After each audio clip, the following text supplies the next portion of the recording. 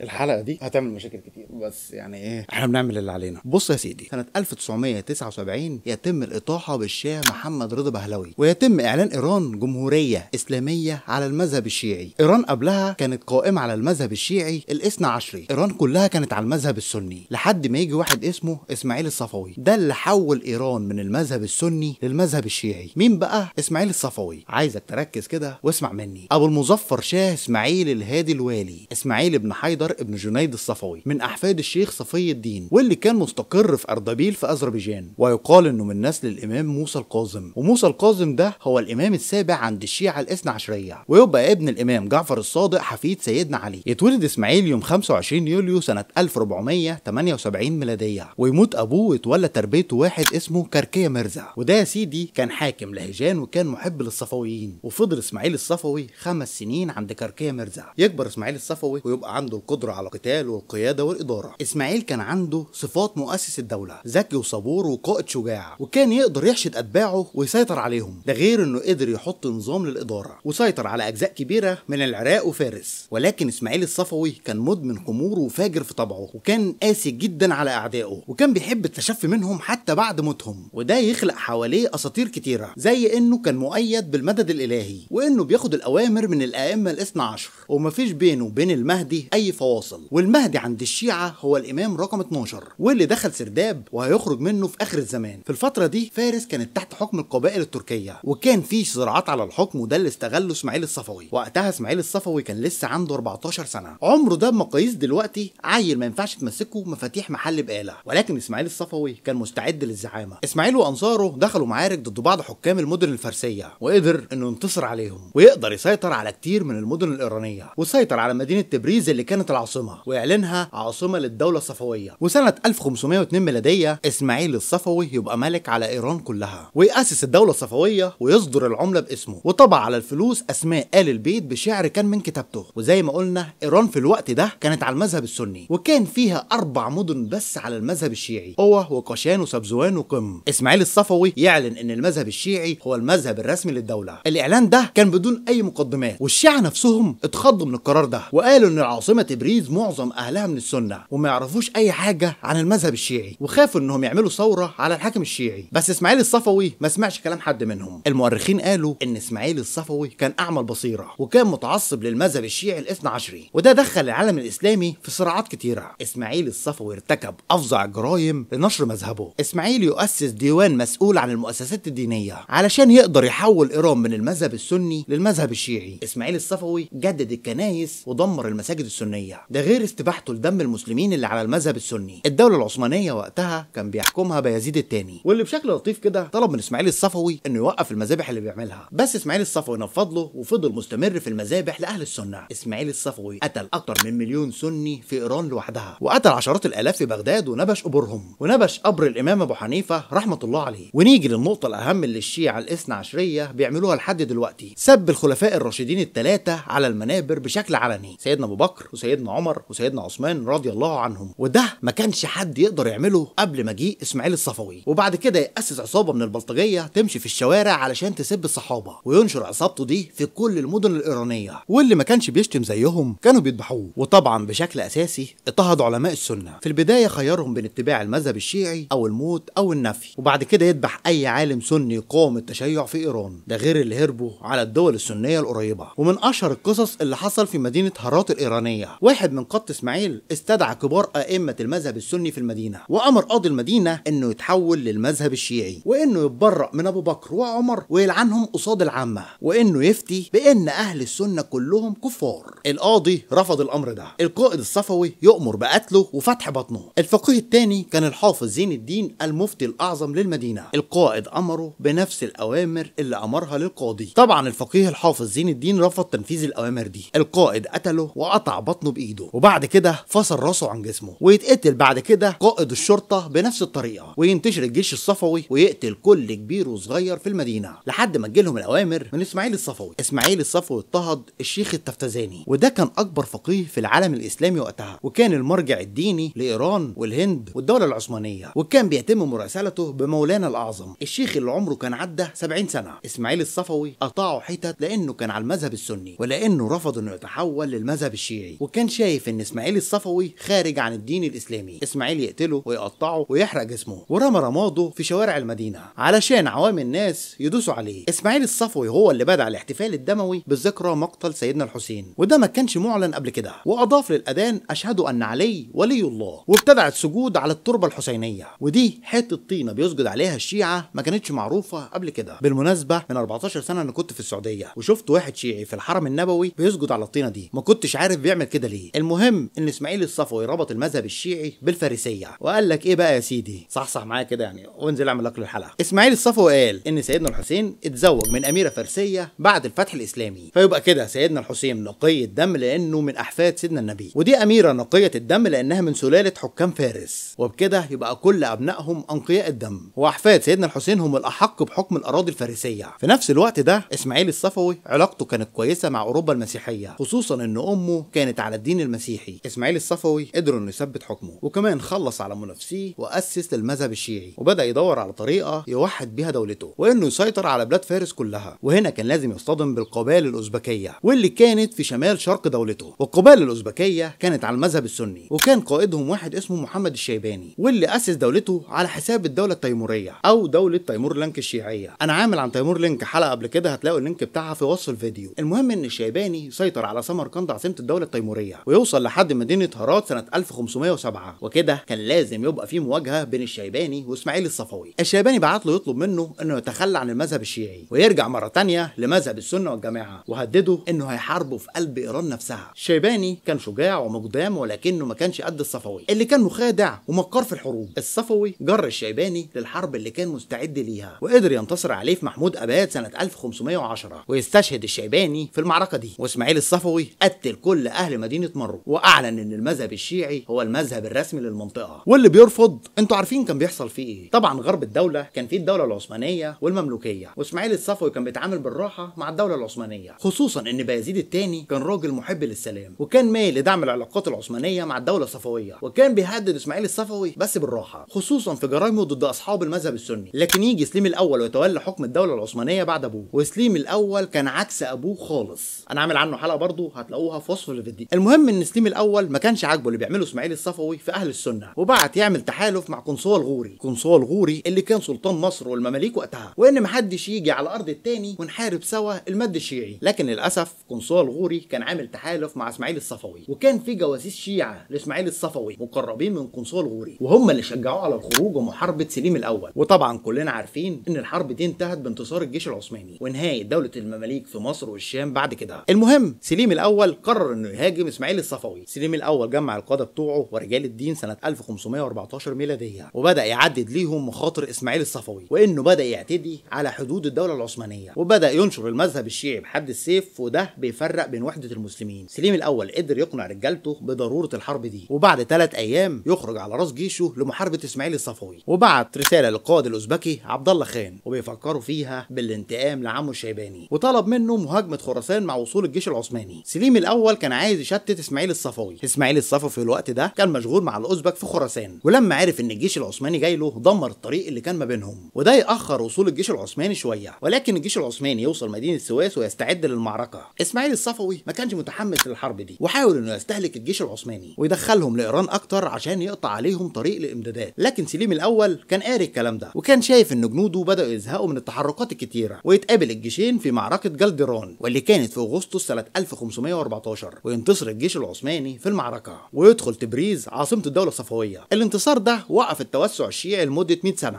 اسماعيل الصفوي كان هيموت في ارض المعركه، ولكنه يهرب ويسيب كل حاجه للجيش العثماني، وامر جنوده انهم يحرقوا كل حاجه وهم بيهربوا علشان ما يستفادش منها سليم الاول والجيش بتاعه. اسماعيل الصفوي اللي ما خسرش اي حرب قبل كده يعزل نفسه ويبتدي يفكر في الانتقام من سليم الاول، وبدا يشرب الخمر لحد ما ادمنها. لكن يموت سليم الاول سنه 1520 وهو راجع بجيشه لايران مره تانية. الخبر ده فرح اسماعيل الصفوي وشجعه انه يتحرك للانتقام من الدوله العثمانيه، لكنه يموت بمرض السل سنه 1524. يموت اسماعيل الصفوي وهو عنده 37 سنه، وتكمل السلاله الصفويه في حكم ايران بعد كده لمده 200 سنه. ولحد هنا خلصت حلقتنا. لو عجبتك الحلقه ما تنساش تعمل شير ولايك وسبسكرايب للقناه وتفعل جرس التنبيهات علشان يوصلك كل جديد. كان معاكم احمد عوض، واستنوني الحلقه الجايه. سلام.